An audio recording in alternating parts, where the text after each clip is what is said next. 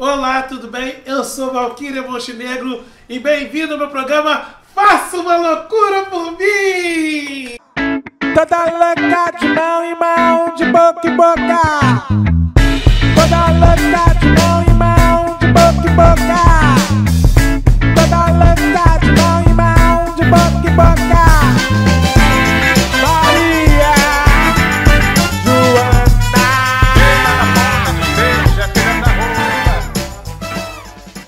E hoje eu tenho uma pessoa super especial, a Gerazade do Rio de Janeiro, a grande contadora de história, aquela que mexe com tudo, aquela senhora da zorra toda. Contadora de história, diretora, instrutora, professora de teatro, atriz do mais primeira qualidade que existe na face da Terra. Eu estou falando de Tatiana Henrique. Que alegria você estar aqui, meu amor! Alegria minha. Muito obrigado. Então, quem não sabe, Tatiana Henrique acabou de dirigir uma peça chamada Will Will contra Benjamin de Oliveira. Eu não sei nada sobre essa peça, tá? Mas, enfim, eu quero falar sobre outros assuntos com Tatiana Henrique. Tatiana Henrique, se apresenta, por favor. Oi, minha querida. Bom, eu sou Tatiana Henrique, eu sou mãe do Apolo, mãe da Agnes. E é isso que você falou, né? Eu sou contadora de histórias basicamente. Então eu escolho contar histórias ou através do teatro, ou através da contação de histórias, ou dirigindo, né? Enfim, quais são as maneiras que a gente pode contar histórias na vida, né? E às vezes até dando aula, né? A gente está contando histórias também. E a gente precisa tanto, né, contar histórias da gente, né? Então, Sim. É isso. Principalmente da gente. Hoje aqui eu preparei a comida toda. Aqui tem peté, aqui tem molocô, aqui tem peté que só que tá sem dendê, tá? Vai pôr ela comer, um suquinho maravilhoso, nada afro, entendeu? Não tem ligação nenhuma com conhecimento afro. E vocês não sabem, eu nem sei o que significa IPT. Mas enfim, sei quais são os ingredientes, de repente, um outro momento ensina a fazer, enfim. Né? Se você tem alergia à cultura afro-brasileira, não coma, porque tá horrível. Ah, não, tá delicioso, gente. Já comi, já bebi aqui, tá maravilhoso. E pode ter daqui a pouco um quadro, hein? De culinária, hein? Pois vai é. ser maravilhoso. Pois é, né? Olha, incrível. Culinária da Drag Queen vai ser ótimo, né? Escolhe um dos pratos, já pensou? Esse aqui, gente, esse aqui tá incrível, esse aqui tá emocionante. Então, assim, você come, você começa a lacrimejar, porque é isso. Aí, pra não borrar a maquiagem, eu não paro de comer. É muito delicioso mesmo. Amor, me conta uma coisa. O que você está achando no momento atual da cultura preta, dessa loucura toda, dessa transformação? Nós dormimos de um jeito, acordamos de outro, e agora tem essa questão toda da internet, do computador, do celular, das câmeras, holofotes todos. Como é que é isso para você? Olha, muita coisa. Vamos lá. Vamos começar pela cultura preta, né? Porque a gente estava vindo num boom, né? Numa retomada de teatros negros, né? De espetáculos, de retomada até de entendimento da rua, né? Então, a cultura preta, os atores pretos, enfim, os criadores, criadoras, em todos os lugares, né? E aí vem esse período pandêmico. E aí, óbvio, né, para todo mundo você tem uma retração, uma necessidade de uma retração, né? E nisso, esse boom também, ele acontece, né? Porque a gente tem que parar e a gente que é das artes cênicas, né? Enfim, das artes da presença, eu gosto de chamar de artes da presença, né? A gente tem que reentender como é que aquele desenvolvimento que a gente estava, como é que aquele boom que a gente estava, como é que a gente transfere isso para as redes sociais, transfere isso para o audiovisual, né? Então, ao mesmo tempo que é um momento de muito atribulado, é um momento de muito aprendizado também, para quem pode, né? Porque se a gente tinha algum preconceito, se alguém tinha algum preconceito com relação a audiovisual, separar em áreas, enfim, teatro, audiovisual, enfim, a gente começa a entender o que uma linguagem pode multiplicar na outra, o que a gente ganha, o que a gente entende, e até pensando até na retomada também, né? como é que o que a gente encontrou no audiovisual, nesses encontros na internet, enfim, no teatro online, o que a gente pode trazer também para o palco presencial, né? Agora, como eu falei, né? Quem pôde aprender, né? Quem pôde passar, quem pôde ter também um lugar de um privilégio, vamos chamar assim, né? De poder fazer, porque muita gente não pôde, né? Então eu estava falando da interpretação para a TV, você estava dizendo que não estava assim, né? Eu acho que a gente teve a oportunidade também, não somente da gente descobrir o audiovisual, mas também o audiovisual nos descobrir. Então, de algum modo, a gente levar o nosso tipo de interpretação, o que a gente sabia, né, do teatro, dessa área do teatro, da rua, que seja, para dentro desse audiovisual, né? Para realmente ser uma troca honesta, né? Então, descoberta de enquadramentos, de zoom, de jogos mágicos, né? Que os artistas de rua, por exemplo, faziam, vão para ali para dentro, né? Nesse encontro, né? Então, acho que isso é bacana também, foi generoso nesse sentido. A gente também se permitiu assim, não vem você aqui me dominar não, eu vou te dominar também, eu vou te mostrar o que eu sei fazer também, né? Sim. Você, inclusive, foi uma das primeiras pessoas a divulgar uma peça, né? Que é 12 pessoas com cólera, não é isso? 12 pessoas com raiva. Com raiva. 12 pessoas com raiva. Mas cólera. É porque cólera você vai ter cólera, né? A gente tinha raiva mesmo. Porque o negócio era... Pois é, foram os dois primeiros espetáculos ou experiências, né, como algumas pessoas chamam, né, desse teatro online, foi O Filho do Presidente, né, o Ricardo Cabral e a Natasha Corbellino. E logo ali, na verdade, conjuntamente, a gente estreou ali junto o 12 Pessoas com Raiva com a direção do Juracy de Oliveira. É uma experiência incrível, porque são pessoas, inclusive, de vários estados do Brasil. Vários lugares, né? Exatamente. Então tinha esse encontro situações ali. Né? E falando ali de algo que é muito importante pra gente, né? Que é a questão do antipunitivismo, do anticárcere, né? A luta antipenitenciária, né? Enfim, a gente discutia sobre isso ali, né? Então foi muito bacana. Sua relação, seu olhar como uma figura LGBT, com os movimentos LGBTQI, A, B, C, D, F, G, H, como você enxerga isso tudo, meu amor? Quero agora que você fale um pouquinho. Ai, que lindo! Olha, a gente aprende, né? A gente aprende com vocês todo dia, né? A gente, na semana passada, né, mesmo, foi o dia do orgulho, né, LGBTQIA+, e eu tenho aprendido figuras históricas, né, por conta dessa questão da luta antirracista, né, a luta pela equanimidade racial, né, eu tenho tentado descobrir figuras, né, personagens históricos LGBTQIA+. E eu descobri já fui apresentada, na verdade, duas figuras, que é a Chica Manicongo e Tibira. Chica Manicongo é da Bahia, é uma figura muito, muito importante. E Tibira foi o primeiro registro histórico de um assassinato realizado pelo Estado LGBTQIA+, fóbico no Brasil.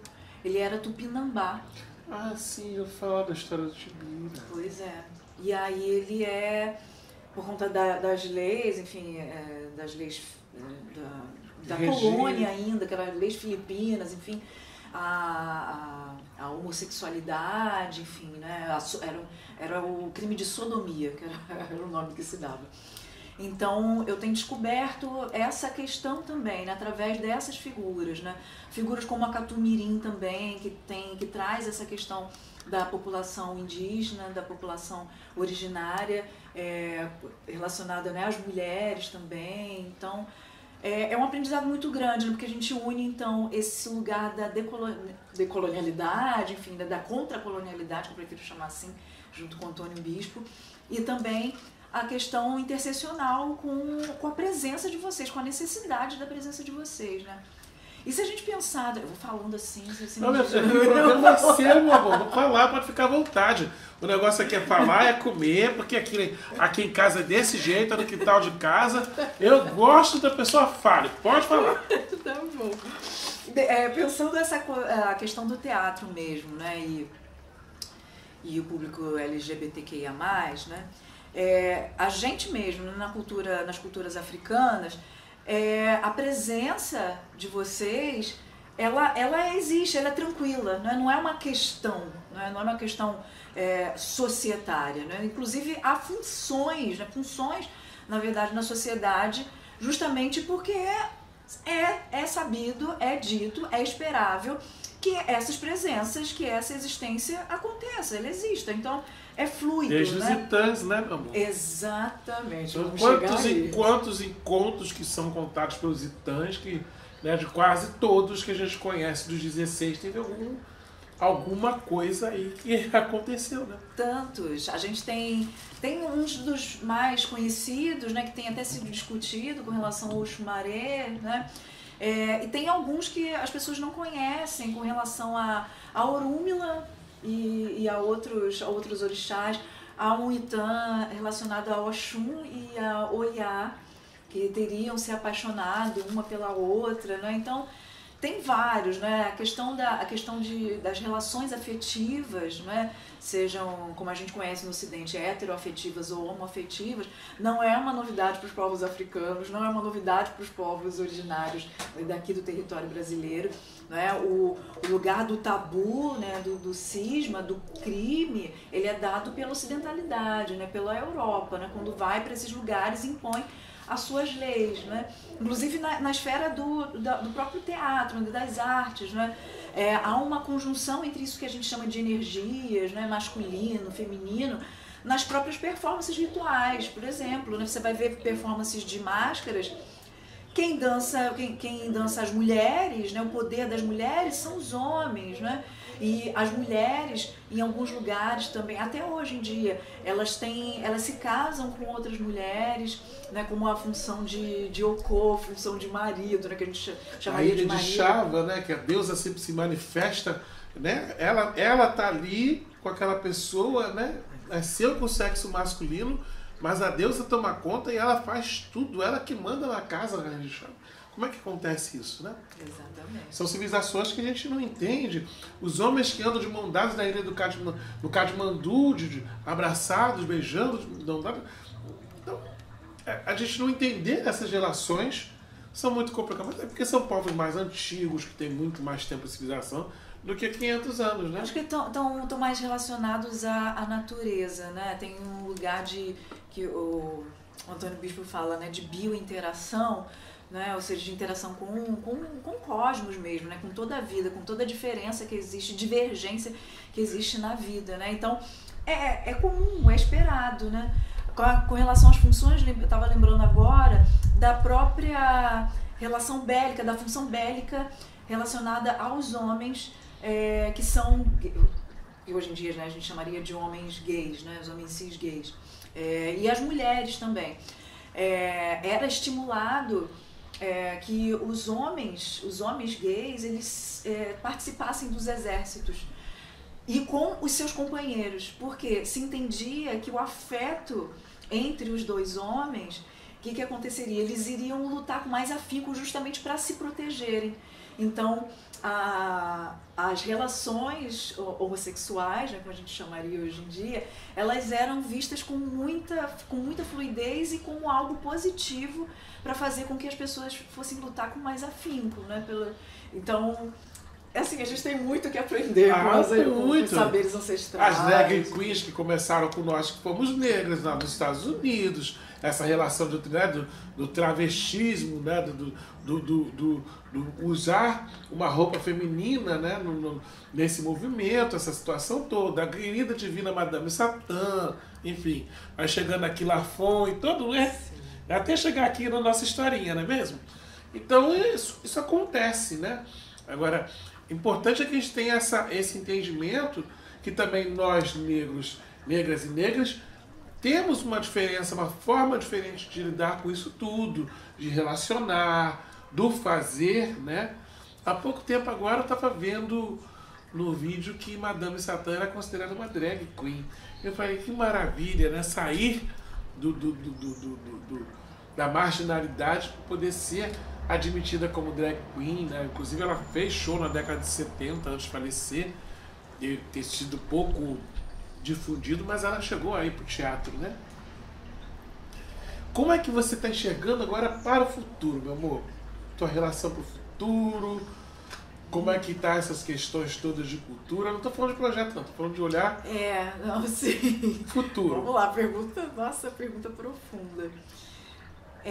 Eu acho que primeiro a gente, enquanto sociedade, né, a gente tem algumas valas, né, sociais que a gente precisa entender, a gente precisa se recuperar, né, a gente precisa se salvar, entender o nosso pacto social, se é que ele existe mesmo, para onde nós vamos. E eu acho que o ano que vem, né, eu penso assim, o ano que vem é decisivo, né, para onde a gente vai. Ou a gente emburaca de vez na barbárie, né, no genocídio declarado, né, nas torturas sociais, nessas macro torturas, né, como essas que a gente vem vendo ao longo desses anos, né, desses 3 anos. Não estou pensando só em Covid, estou pensando em antes mesmo, né, e aí estou pensando desde de impeachment, sabe?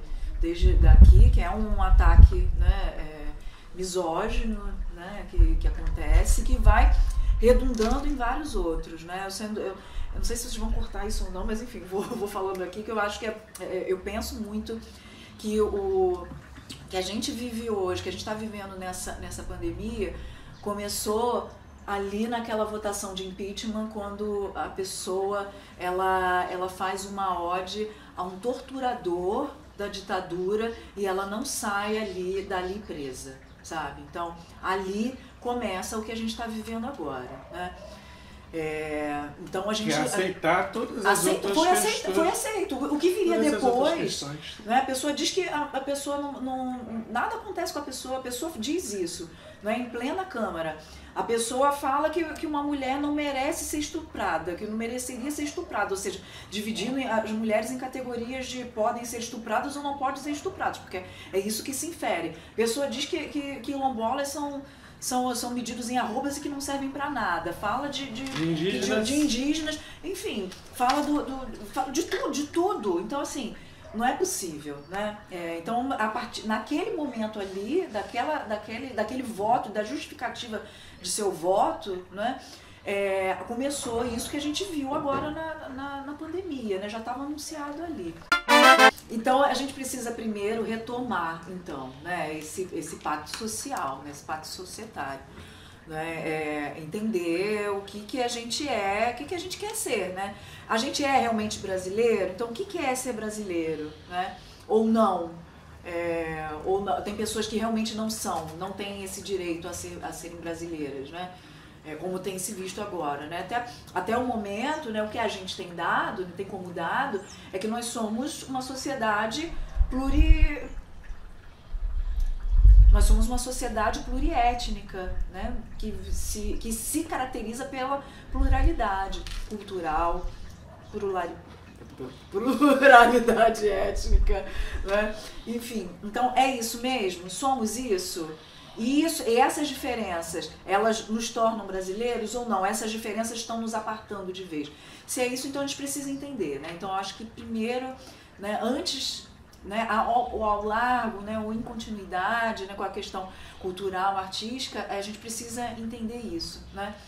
E entendendo isso, né, entendendo que rumo é esse, que rumo político a gente toma, né, de política de Estado, né, a gente toma, a gente vai continuar fazendo o que a gente está fazendo, né? A gente precisa cada vez mais trazer a presença da população indígena para frente das câmeras, né? Não só como memória antiga, né? Como eles falando por si, né? A gente entendendo sabe o que eu acho? Que a gente poderia estar numa caminhada de uma construção de uma filosofia, por exemplo, né, de epistemologias, de entendimentos, né, de categorias de pensamento, né, brasileiros, se a gente não considerasse os saberes dos povos originários como saberes que estão lá atrás. Saberes, olha que lindo, olha que fantástico. Se fazem presente nesse momento. Agora, falado por eles, né? E a gente já tem aí, pelo menos desde 88, a possibilidade de ter tido esse diálogo, mas a gente não tem, né? Então, agora, a partir do momento, né, de 2000 para cá, à medida que eles estão escrevendo seus livros, né, estão transformando seus saberes em escrita, né, em escritura, eu acho que já passou da hora da gente entender essa existência, né? Entender que é preciso a gente ouvir o que eles têm a dizer e construir realmente esse lugar de pensamento brasileiro a partir desse chão, a partir do nosso lugar com a terra. Quem é que está aqui? Quem é que está pisando essa terra? Quem é que está construindo essa terra? Né? E você puxa para uma outra palavra importante que tem muito a ver com você. Ancestralidade. Como você está enxergando os signos da ancestralidade para aquilo que a gente está vivendo atualmente, na contemporaneidade? Falei errado também, né? Mas contemporaneidade. Vou fazer uma vontade. Olha, eu acho que é parte disso que a gente está falando, né? Quando a gente vai pensar em ancestralidade, muitas vezes tem um ranço, né, de pensar que está tudo lá atrás. Pensar ancestralidade é pensar continuidade, é pensar caminhada, é pensar para onde eu estou indo, né? Então, quando a gente pensa ancestralidade, a gente vai estar pensando o contemporâneo e os passos que eu vou dar, né? Que eu vou querer dar. Né? Então, quando a gente pensa a questão da ancestralidade, a palavra contemporaneidade, ela está aliada, ela está ali. Né? Então, eu penso que a gente está vivendo um momento muito sensível no sentido de transições de ancestralidades. Tá? E aí, quando eu estou falando de transição de ancestralidades, com relação aos próprios movimentos negros, né? Os movimentos pretos. A gente está vivendo, inclusive, uma modificação de léxico, de palavras, né? A gente está se debatendo com isso. Por que palavras nós não chamamos agora? Por exemplo, é negro, é preto, coisas que os antigos já falavam. Ou não, é africano. Né, africano diaspórico, é outra palavra que afrodescendente, que tenha em alguma língua, em algum idioma africano que a gente não conhece, que a gente precise recuperar. Né? Então a gente está nessa transição. E dentro disso também, o léxico, né, a palavra que a gente usa, vem do pensamento que a gente pensa, e o pensamento que a gente pensa é pensado por alguém, é pensado por um grupo. Então, as pessoas que pensaram essas palavras, que pensaram esses movimentos, que pensaram essas categorias, nossos ancestrais, eles estão fazendo a passagem agora, eles estão retornando à massa de origem. Não é? Então, está havendo esse movimento, um movimento muito grande. Não é? Alguns por conta da etariedade mesmo, né, da idade que chegam, outros por algo violento, por um movimento violento, que é essa questão da pandemia, essa questão da Covid. De todo modo, isso está acontecendo. De todo modo, a gente precisa prestar atenção em duas coisas. As pessoas que estão indo por etarismo, elas estão passando bastão para a gente continuar, para a gente não esquecer, para a gente continuar na caminhada, para a gente transformar, para a gente entender que o que é contemporaneidade agora, daqui a pouco vai ser chamado de ancestralidade. A gente daqui a pouquinho já é cringe, né? A gente já está nesse lugar do cringe, né? Porque, aliás, esse negócio do cringe, né? A ancestralidade nunca se torna cringe, né? Porque a ancestralidade ela vai sempre se atualizando, tá? Vou dizer isso para vocês. Já sabe. E, ao mesmo tempo, a gente precisa entender que há um outro grupo que retornou, mas não estava preparado para isso, que está em guerra, que está em questão consigo mesmo, de muita caminhada, de muita estrada que ainda teria a fazer, que foi cortada, que foi interrompida, não é, bruscamente. Porque quando há uma escolha política, é uma escolha, isso é um assassinato, isso é uma escolha abrupta, né? É um corte abrupto, não é um ciclo não se fecha, um ciclo de vida não se fecha. Então a gente está aí com essas duas esferas desses retornados à origem. E o que a gente faz, né? Não é à toa, sabe, que a gente tenha tantas pessoas com questões de depressão, não é só porque a gente está dentro de casa, não. É porque pessoas minimamente sensíveis, e aí eu estou falando da questão realmente, né, de uma cosmosensibilidade, né, de um pensamento, de uma cosmosensação. Pessoas que tenham minimamente isso, ou até que não tenham, estão sendo atravessadas por isso. Que seja materialmente, está todo mundo em luto. Está todo mundo conhecendo um amigo ou um amigo de alguém que perdeu alguém. E as pessoas mais sensíveis espiritualmente, ou como dizem os psicólogos pretos, né, num pensamento de espiriticidade, estão entendendo que isso não é bacana, minimamente não é bacana. Que essas pessoas foram em sofrimento, né? E foram em situação de sofrimento, foram sofrendo. Pessoas que são mortas sem o ar, sem o EMI, né? Que ancestralmente, né? É o que nos dá a vida. Então você ter o seu ar, aquilo que te anima o corpo, que te anima o espírito, que te anima a estar aqui, você ser cortada disso é algo muito violento, né? Então eu acho que nos próximos momentos a gente vai ter que lidar com isso de algum modo. Quando a gente sair da Covid, a gente ainda não vai ter saído da Covid, a gente vai ter saído da questão material, da questão da doença, né, de como ela afeta os nossos corpos. Mas a gente ainda tem outros anticorpos, que são anticorpos sociais. Etéreos, né? Exatamente, espirituais, para a gente lidar aí. Ai meu Deus, a gente é uma biblioteca viva, é uma pessoa que tem muita coisa para informar, é uma pessoa super atual, é dessa sensibilidade maravilhosa, é por isso que a gente só fica assim, ó, de boca aberta, prestando atenção pelo que ela fala, né? A produção está aqui concordando comigo, né? Não é muito bom? Não é maravilhoso ter aqui no nosso segundo programa uma pessoa como essa? É para abrir todos os caminhos. Não é de algum, mas é para abrir todos os caminhos. Não é o Exu, mas olha, essas trancinhas parecidas com Frida Kahlo. Ah, meu Deus! Me deram assim aquela sensação, me lembrou muito minha avó.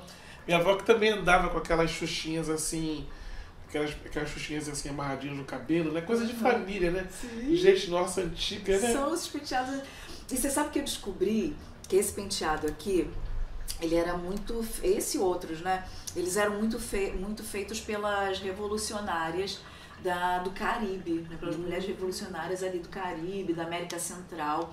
E tem uma figura que é uma mulher muito importante pra gente, eu vou olhando pra câmera agora, que se chama Amy Garvey, que é a esposa, a companheira e irmã do Marcus Garvey, que é uma pessoa, se você não conhece, coloca ele no Google. Por favor. Google aí. Por favor, Marcus Garvey, procure, ou então procure uma pessoa que tem que marcar aqui para conversar, que é o seu Reinaldo Júnior, que tem feito uma boa pesquisa sobre esse homem. Então, minha querida, tá sendo maravilhoso conversar com você. Eu acho que a gente está extrapolando o nosso horário. Tenho certeza que todo mundo que vai assistir vai adorar esse papo. Queria saber suas considerações finais, o que você queria dizer, o que você queria pensar. A gente está falando muito sobre essa questão toda de negritude, né? Nossa! Viu? Alafiou. Então, essa questão toda da negritude, como é que está o lugar da artista mulher preta, nesse momento e no que você está pensando para o futuro? Assim, queria uma conversa de esperança, né? Porque a gente sabe que a coisa tá um pouco ruinzinha. Mas onde que você tem encontrado esperança para esse momento que está acontecendo na nossa vida? Val, eu tenho encontrado esperança todos os dias. Que honestamente, bom. Todos os dias, através de artistas como você. É isso. Foca em mim, foca em mim, foca em mim! É de verdade, é de verdade. Né? Nos artistas da Baixada Fluminense, né? Que a gente se descobriu mutuamente, eu fico muito feliz, né? Da juventude tá entendendo o que quer teatro. A gente estava falando aqui, né, sobre a questão do cringe, inclusive, né? De como eles entenderam que o teatro, ele atravessa o tempo. O teatro é essa fagulha, né, de vida que atravessa todos os tempos, atravessa todas as culturas. É algo que não vai morrer, E a gente vai ancestralizar, e os nossos continuarão fazendo teatro. Então, o lugar da gente, da mulher preta nas artes é continuar se encontrando com outras mulheres e homens pretos e LGBTQIA+, pretos. A gente, todo mundo junto, fazendo quilombarte. Ai, que maravilha, né, gente? Muito feliz assim ouvir um negócio desse. Ai, meu amor, muito obrigado. Espero que todos os ancestrais continuem te abençoando muito por ser essa pessoa maravilhosa que você é. Feliz demais por você estar aqui, tá? Espero que você tenha muito sucesso na sua caminhada esse ano, que esse próximo semestre continue sendo rico de saúde, rico de trabalho, porque ela não para, gente. Eu nunca vi mulher não parar. Ela está aqui, foi assim um buracão no meio da agenda, porque é tanta coisa que você vai vendo que quando eu vejo, tá falando com alguém. Ela tá dando conta da história. Ela tá dirigindo alguma coisa, tá suando, tá no bate-papo, uma conversa. Isso, adoro isso, vambora. Ela é orcaholic de verdade. Mas é bom ter gente assim, de qualidade, de talento e que fala a nossa língua. É o momento agora, gente. Faça uma loucura por mim. Ai, meu Deus. Ai, meu Deus. Peraí. Fazer uma...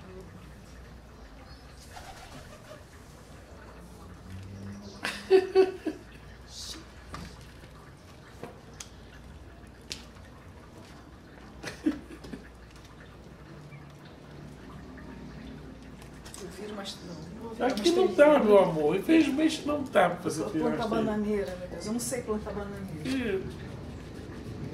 Eu vou falar aquele versinho do Fernando Pessoa de cabeça pra baixo, aqui sentada de baixo. Não, tá ok, tá ótimo. Tá bom. Ai, meu Deus. Pera aí. Tu me ajuda. Deixa eu ver se eu não vou cair aqui. Produtora, ajuda aqui, produção. Ai, ai, ai.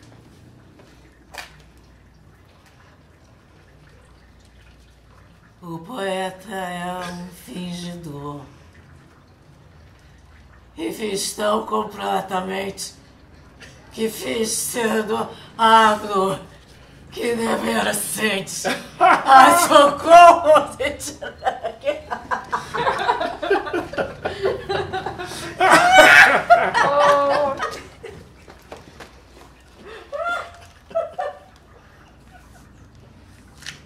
Demais, demais, demais. É isso.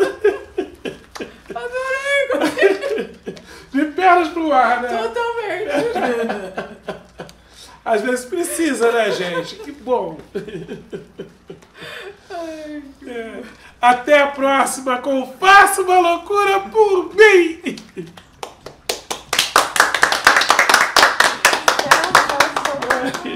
Arrasou. Sensacional.